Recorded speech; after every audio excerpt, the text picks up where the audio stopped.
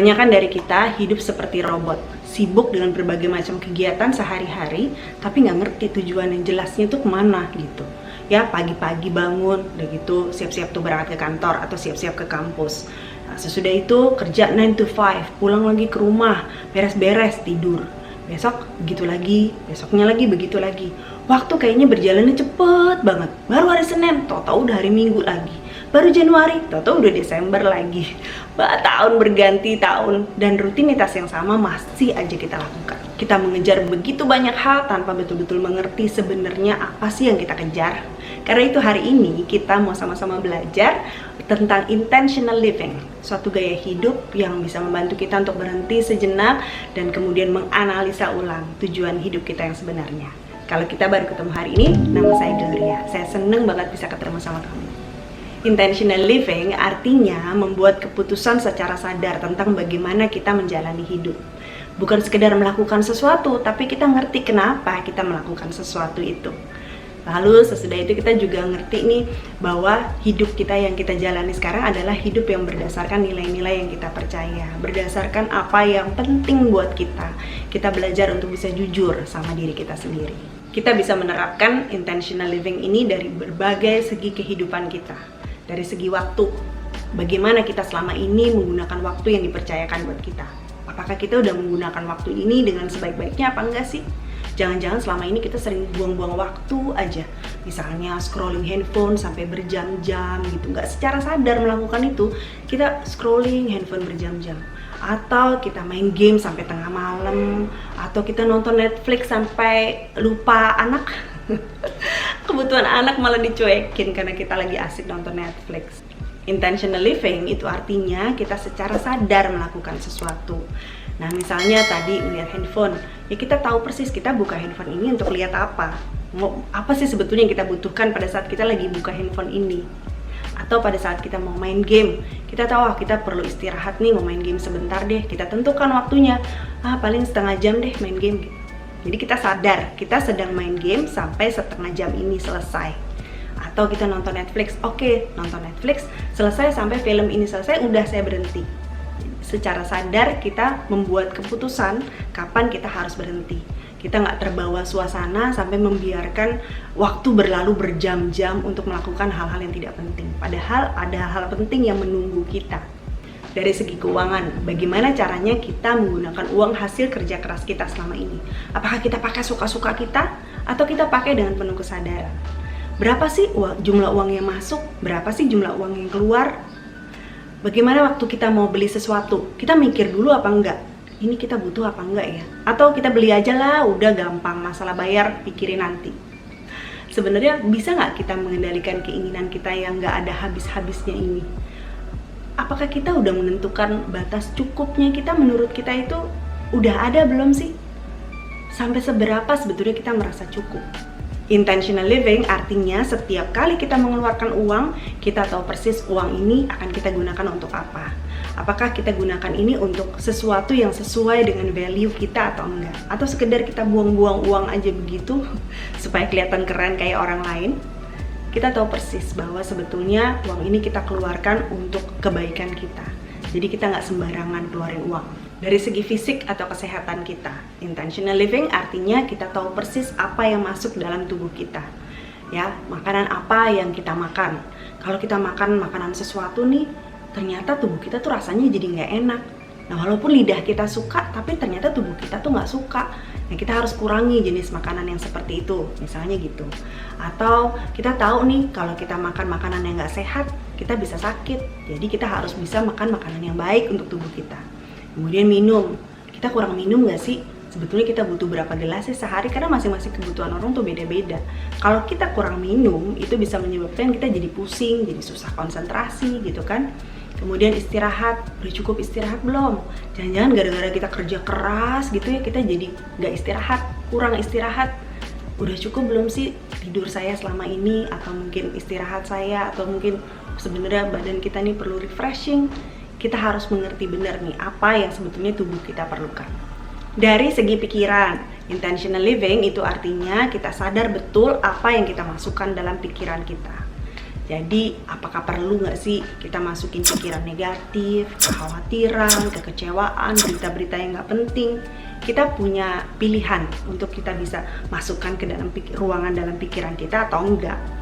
Setiap informasi yang masuk nih dalam pikiran kita ini masuk lewat dua hal, lewat mata kita sama lewat telinga kita. Karena itu kita mesti pilih apa yang kita lihat, apa yang kita dengar. Kita mesti pilih apakah sesuatu yang kita lihat ini baik buat kita atau enggak sih. Kalau nggak baik, ya udah kita nggak usah lihat. Apa yang kita dengar ini baik buat kita apa enggak sih. Kalau nggak baik, ya udah nggak usah dengar. Berita-berita hoax yang belum tentu benar atau gosip-gosip, aduh itu semestinya nggak usah masuk dalam pikiran kita, bikin beban pikiran kita tambah berat. Jadi intentional living itu artinya kita benar-benar ngerti nih, oh ini baik buat kita, yang ini nggak baik, nggak perlu masuk ke dalam pikiran saya. Dari segi perkataan, dalam banyak perkataan pasti ada pelanggaran. Karena itu kita mesti hati-hati nih sama mulut kita. Apa sih sebetulnya yang mau keluar dari mulut kita ini, harus hati-hati. Intentional living artinya kita mikir dulu sebelum kita mengeluarkan perkataan. Setiap kali kita mau ngomong sesuatu, kita mikir dulu, ini baik gak sih kalau saya katakan ini? Kalau saya katakan ini, apakah menyinggung orang itu atau enggak? Karena dari mulut yang sama bisa keluar pujian untuk orang lain, tapi dari mulut yang sama bisa juga keluar hinaan buat orang lain.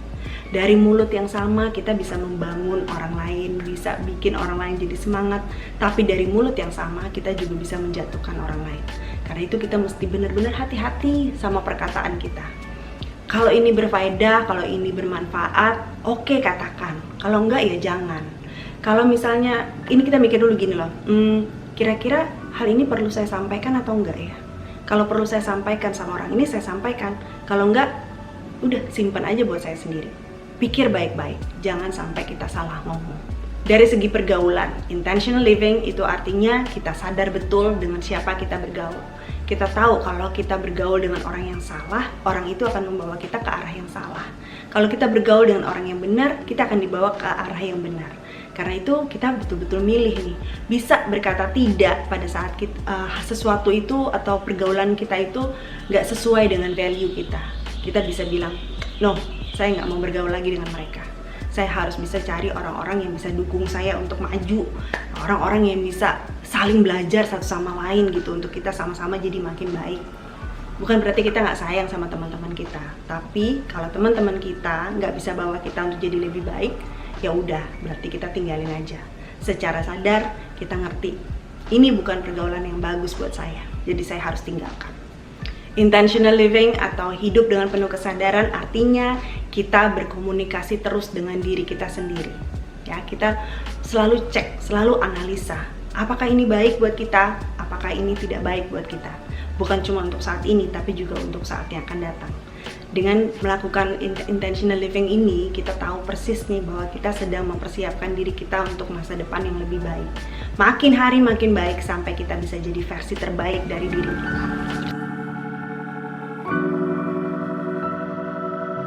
Dengan mengubah perspektif atau cara pandang kita, kita bisa melihat dunia dengan cara yang berbeda.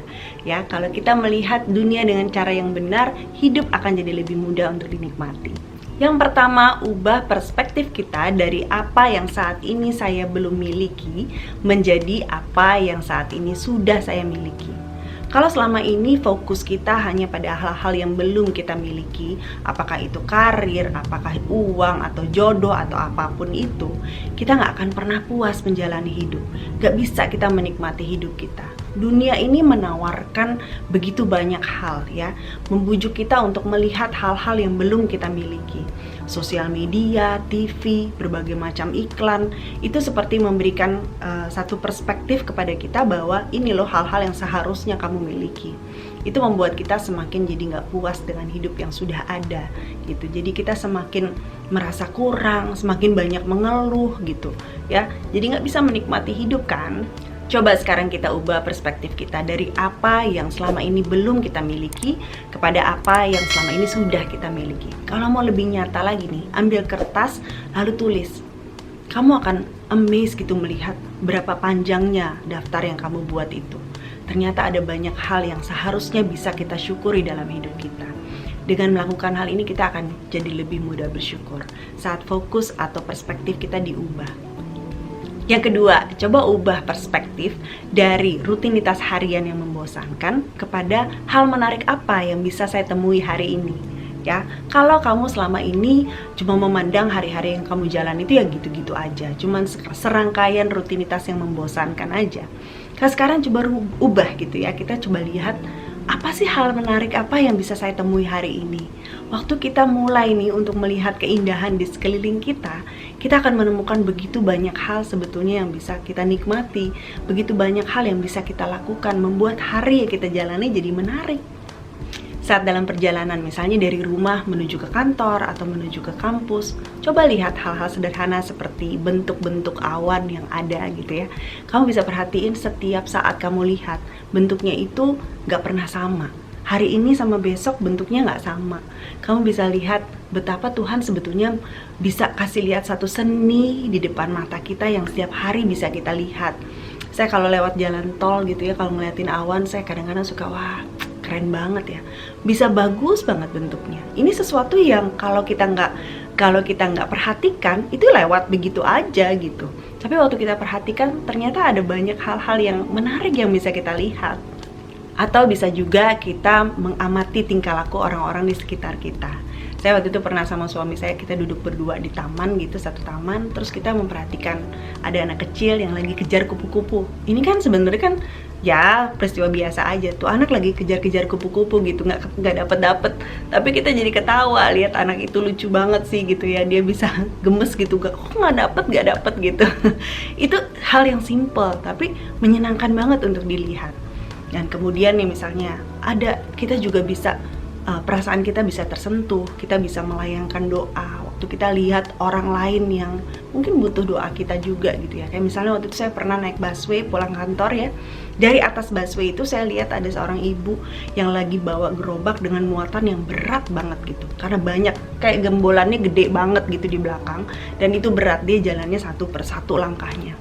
Tapi dari atas busway itu saya bisa melayangkan doa buat ibu itu. Saya nggak tahu pergumulan ibu itu apa, seberapa berat hidup yang dia jalani, saya nggak tahu. Tapi saya bisa bantu dalam doa aja. Saya cuma berdoa, Tuhan berikan kekuatan buat ibu itu, apapun masalah yang dihadapi, Tuhan kasih jalan keluar. Kalau apapun yang jadi kebutuhannya, Tuhan Engkau sediakan gitu. Jadi hal simpel seperti itu, tapi membuat hari yang saya jalani jadi menarik ya. Kita bisa melihat bahwa sebetulnya ada banyak hal yang bisa kita lakukan gitu, membuat hidup kita jadi lebih bermakna. Atau bisa juga hal simple kayak gini, misalnya papasan nih sama orang di kantor, kita kasih pujian. Kalau memberikan pujian juga tetap harus pujian yang tulus, jangan dibuat-buat ya. Jadi misalnya memang hari itu kita lihat penampilannya beda, kelihatan lebih bagus gitu, lebih cantik dari biasanya, puji dong, jangan ragu-ragu gitu, jangan cuma ngeliatin aja ya. Aduh kamu kelihatan cantik banget hari ini loh gitu. Barangkali apa yang kita sampaikan, pujian yang kita sampaikan itu bisa membuat harinya dia jadi lebih baik, bisa kan? Tapi ingat, kalau kasih pujian harus tulus ya. Yang ketiga, ubah perspektif dari saya belum bisa mencapai hal yang saya inginkan menjadi sudah lumayan banyak nih hal yang saya lakukan sampai dengan hari ini ya. Daripada kecewa dengan posisi kita saat ini, kita nih belum bisa menjadi pribadi seperti yang kita inginkan. Tapi coba lihat ke belakang, ternyata udah lumayan banyak nih perubahan yang kita lakukan untuk bisa sampai di titik ini gitu. Ya, contoh nih misalnya tabungan kamu misalnya, aduh kok nggak nyampe sih di target yang saya inginkan. Jangan cuma fokus ke sana, tapi coba ubah perspektifnya. Ternyata sebetulnya saya sekarang udah bisa nabung. Dulu mah boro-boro nabung, sekarang udah bisa nabung. Ternyata udah ada kemajuan nih dalam hidup saya. Atau untuk mencapai berat badan ideal nih, rasanya aduh kok belum sampai sih ke angka yang saya mau gitu. Timbangan rasanya gerakannya lambat banget gitu. Tapi jangan lihat ke sananya gitu, tapi coba lihat ternyata sekarang udah banyak perubahan yang kamu lakukan. Misalnya cara makannya udah berbeda, porsinya sudah mulai dikurangi, udah mulai banyak gerak gitu. Udah mulai ada perubahan dari yang tadinya kamu cuma males-malesan, makannya banyak, sekarang udah mulai ada perubahan nih. Memang timbangannya nggak terlalu banyak turun, tapi udah ada perubahannya gitu. Kamu sedang menuju ke arah sana, ubah perspektifnya. Yang keempat, ubah perspektif dari tadinya fokus pada hal-hal yang tidak bisa kamu kendalikan, jadi fokus pada hal-hal yang bisa kamu kendalikan. Kalau kita fokus pada hal-hal yang tidak bisa kita kendalikan, kita jadi gampang stres. aduh ilah rasanya pengen melakukan sesuatu supaya kondisi ini bisa jadi lebih baik, tapi gak ada yang bisa kita lakukan. Itu sesuatu yang di luar kendali kita. Misalnya nih, pada saat menghadapi situasi macet parah gitu ya, ini kan hal yang tidak bisa kita kendalikan. Kita maunya sih supaya macetnya ini buru-buru selesai, tapi ya gimana, apalagi kalau seandainya macetnya itu gara-gara banyak yang nggak mau ngalah, akhirnya jadi kusut jalanan Jakarta banget. Ya kan, nah itu kan kita nggak bisa bikin apa-apa ya, kita cuma bisa ikutin aja kan. Ya udah, itu di luar kendali kita. Yang ada dalam kendali kita apa? Emosi kita, itu termasuk hal yang bisa kita kendalikan. Coba tarik nafas panjang, tenangkan diri, puter lagu, nyanyi-nyanyi di mobil. Atau kalau saya biasanya saya putar audiobook ya, saya dengerin novel. Saya lagi senang dengerin novel sambil nyetir gitu, dengerin novel. Jadi nggak stres, nggak gampang frustasi. Ikutin aja sembari kayak lagi baca buku gitu kan sambil jalan. Jadi benar-benar kita fokusnya pada hal yang bisa dikendalikan. Jangan fokus pada hal yang nggak bisa dikendalikan. Atau misalnya pada saat mau melakukan suatu presentasi, fokus pada hal yang bisa kamu kendalikan, yaitu persiapan presentasi dengan sebaik-baiknya, ya kan? Jangan fokus pada apa yang akan terjadi nanti. Kalau kita fokus pada hal-hal itu, jadi stres sendiri. Nanti kalau misalnya audiensnya banyak gimana? Nanti kalau seandainya pertanyaannya sulit dan nggak bisa saya jawab gimana? Nanti kalau gini gimana? Nanti kalau gitu gimana gitu? Itu kan bikin kita jadi stres sendiri ya. Ya udah, kita fokusnya pada persiapan kita aja. Yakin bahwa kalau kita persiapannya baik, pasti kita bisa mengatasi semua yang akan terjadi nanti dengan baik gitu. Ya, jadi fokus pada hal yang bisa kita kendalikan. Dengan begitu kita jadi lebih tenang, jadi lebih percaya diri juga.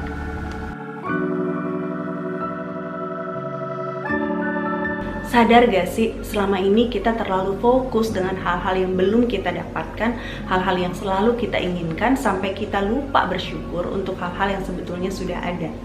Ini yang seringkali bikin kita jadi selalu merasa gak puas dengan hidup yang kita jalani. Kita selalu merasa ada yang kurang, selalu merasa gak puas, selalu merasa harus membandingkan diri kita sama orang lain. Padahal coba deh, kalau kita sebetulnya memperhatikan apa yang ada di sekeliling kita saat ini, sebetulnya apa yang kita punya sekarang itu udah cukup dan harus kita syukuri. Ada beberapa hal nih yang akan kita bahas hari ini, hal-hal kecil yang sebenarnya harusnya kita syukuri sih, tapi kita terlalu sibuk dengan pikiran kita sendiri, terlalu sibuk dengan hal-hal yang kita inginkan, sampai kita jadi lupa bersyukur buat hal-hal ini. Apa aja tuh? Yuk kita cek. Hal pertama yang sering kali lupa kita syukuri adalah nafas hidup kita. Ingat gak waktu bulan Juli Agustus tahun 2021 yang lalu, pandemi lagi tinggi-tingginya. Kemudian barang yang dicari paling susah waktu itu adalah oksigen. Oksigen ini jadi barang yang langka dan susah untuk didapat. Orang-orang tuh sampai antri untuk beli oksigen. Nah, sebetulnya dalam satu hari itu berapa banyak sih oksigen yang dibutuhkan manusia untuk hidup? Saya search di internet dan ini hasilnya. Udara yang kita hirup terdiri dari 20% oksigen, 80% nitrogen. Dalam 1 menit, rata-rata manusia menghirup sebanyak 7-8 liter udara. Nah, kalau di total dalam 1 hari, rata-rata kita menghirup udara sebanyak 11.000 liter. Ini untuk aktivitas normal ya. Kalau kita bergerak aktif, kita butuh 12.000 liter udara. 20% dari udara yang kita hirup itu oksigen. Artinya kita perlu 2.200 liter oksigen dalam 1 hari. Kalau misalnya harga pasaran oksigen itu 25.000 per liter, dalam 1 hari nilai oksigen yang kita hirup tahu nggak berapa? 5,5 juta rupiah. Oke, sekarang kita hitung harga nitrogen. 80% dari udara yang kita hirup adalah nitrogen. Berarti 80% dikali 11.000 itu 8.800 liter. Kalau harga nitrogen per liter 10.000 lah misalnya, maka dalam 1 hari nilai nitrogen yang kita hirup adalah 88 juta rupiah. Jadi total nilai udara yang kita perlukan dalam 1 hari adalah 93.500.000 rupiah. Sekarang coba tarik nafas panjang. Buang pelan-pelan. Udara yang kita hirup ini gratis. Kita nggak perlu bayar Rp93.500.000 dalam satu hari untuk mendapatkan oksigen dan nitrogen yang kita perlukan untuk bisa hidup. Jadi kalau kita masih punya nafas hidup, itu artinya kita harus bersyukur. Nah ini kita sering lupa nih, kalau kita bisa bernafas itu adalah salah satu ya anugerah yang mesti kita bisa nikmati. Yang kedua, panca indera. Tuhan memberikan kita 5 indera, makanya disebut panca indera. Indera itu adalah sistem fisiologis dalam tubuh manusia untuk kita bisa mengenali, merasakan, dan merespon serangkaian stimulus secara fisik gitu. Jadi misalnya nih, kita diberikan mata untuk melihat, ya kan? Kalau waktu itu saya pernah satu kali lihat satu video ya, bagus banget video itu, tentang seorang anak umur 1 tahun. Anak ini nggak bisa melihat dengan jelas. Selama ini dia memandang dunia dengan buram. Yang dia lihat buram. Dia nggak tahu kalau dunia itu sebetulnya nggak seperti yang ada dalam pandangan dia. Lalu kemudian dia dibawa ke dokter, dikasih kacamata sama dokter. Pertama kali dia pakai kacamata itu dia kaget dan dia happy banget liatnya, karena dia ternyata begitu dia lihat dunia ini indah banget ternyata, clear, jelas gitu, nggak seperti yang dibayangkan dia selama ini, bukan dibayangkan yang dia lihat selama ini gitu, yang dia lihat selama ini buram. Jadi kalau kita bisa melihat dengan jelas, itu adalah anugerah juga yang harus kita syukuri. Selain mata, kita juga dikasih pendengaran, telinga. Telinga kita ini bukan hanya untuk mendengar aja, tapi juga sebagai alat keseimbangan. Dengan telinga kita bisa dengerin suara orang-orang yang kita sayang. Kita bisa denger suara alam yang luar biasa gitu. Ini anugerah yang besar. Kemudian selain itu kita juga diberi hidung. Hidung kita untuk membau, untuk mencium sesuatu gitu kan. Kan kita juga diberikan lidah untuk mengecap, untuk merasakan makanan yang kita makan gitu. Nah coba deh bayangin, orang-orang yang pernah kena COVID-19 itu mereka itu bisa cerita deh sama kamu semuanya, sama saya juga. Jadi itu sepertinya nggak enak banget karena mereka nggak bisa mencium makanan yang mereka makan, mereka nggak bisa merasakan. Betapapun enaknya makanan itu, mereka nggak bisa rasa enak karena memang nggak ada rasanya gitu. Mungkin teman-teman yang pernah COVID boleh bantu cerita di kolom komen betapa nggak enaknya gitu saat kita nggak bisa merasakan, saat kita nggak bisa mencium. Dulu salah satu acara TV yang saya seneng banget itu adalah MasterChef Australia. Salah satu pesertanya namanya Minoli. Dia kena kanker, pernah kena kanker. Nah kanker ini menyebabkan dia itu nggak bisa mengecap makanan yang dia buat. Dia itu suka masak banget, tapi dia nggak bisa merasakan makanan yang dia buat, yang dia masak. Kemudian dia juga nggak bisa mencium harumnya kopi yang dia buat, nggak bisa. Karena dia kena kanker itu. Pada saat dia sembuh, dan kemudian bisa merasakan lagi enaknya makanan, bisa merasakan mencium bau lagi, itu dia tuh bener-bener bersyukur banget gitu. Jadi dia bilang, waduh setelah mengikuti MasterChef ini anugerah banget, saya bisa sembuh, itu adalah anugerah yang besar banget ya. Selain 4 tadi, kita juga punya indera yang kelima, peraba.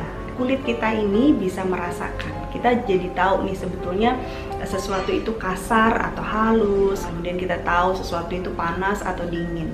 Jadi dengan 5 indera ini kita mestinya bersyukur, tapi seringkali kita lupa. Hal yang ketiga, air bersih. Banyak orang yang tidak bisa mendapatkan akses untuk bisa dapat air bersih. Padahal air bersih itu adalah kebutuhan dasar manusia. Coba kalau air di rumah lagi mati, aduh ribet banget deh. Gak bisa mandi, gak bisa cuci piring, gak bisa sikat gigi. Ribet banget jadinya karena gak ada air bersih. Ada quote yang bilang gini, a drop of water is worth more than a sack of gold for a thirsty man. Jadi coba deh kalau misalnya kamu ada di tengah-tengah padang gurun, terus udah gitu kamu berjam-jam di situ hampir 1 harian penuh. Kamu dikasih pilihan, kamu mau 1 karung emas atau kamu mau 1 gelas air. Pasti kamu milihnya 1 gelas air dong, karena ternyata itulah yang menjadi kebutuhan dasar kita. Jadi kalau kita diberi akses untuk bisa dapat air bersih, kita harus mengucap syukur. Yang keempat, alam. Kadang kita itu terlalu sibuk dengan kegiatan kita sehari-hari sampai kita tuh lupa menikmati alam dengan segala keindahannya. Kita sibuk pindah dari satu tempat ke tempat yang lain, meeting dari pagi sampai malam, belajar tiap hari sampai berjam-jam gitu kan. Sampai kita lupa tuh untuk kita bisa ambil waktu sejenak untuk keluar melihat alam di sekitar kita. Kita mesti bisa melihat dong daun-daun yang hijau di luar sana, ada warna bunga yang warna-warni, kemudian suara burung gitu. Kita mesti bisa menikmati walaupun kita tinggal di kota sekalipun. Apalagi kalau kita dikasih kesempatan untuk bisa lihat sunset, aduh indah banget deh.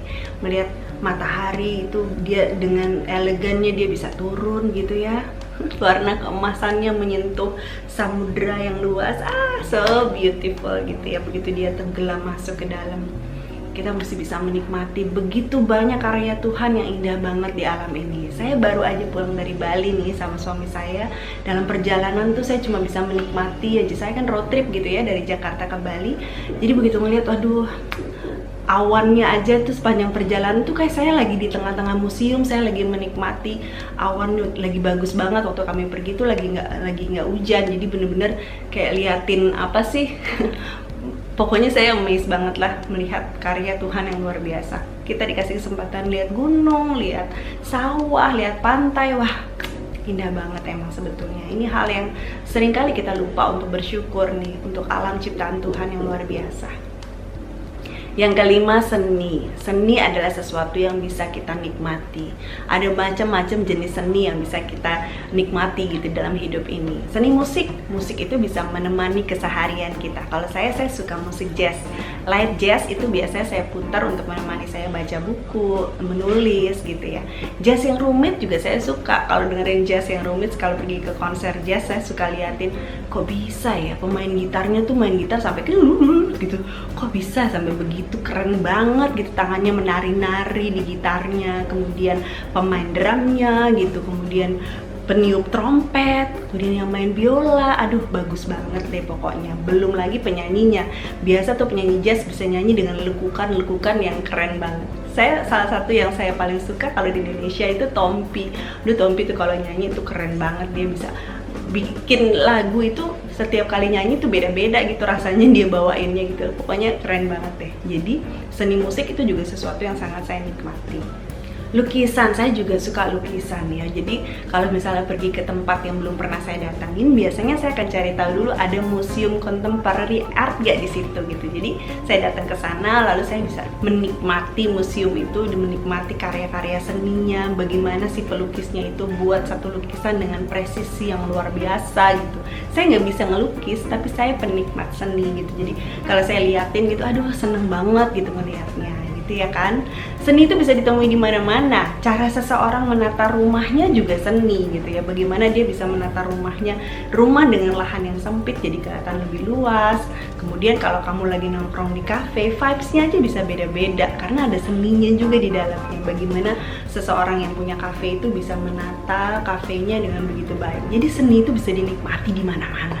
Yang keenam, keluarga. Bagian dari hidup kita yang patut banget kita syukuri.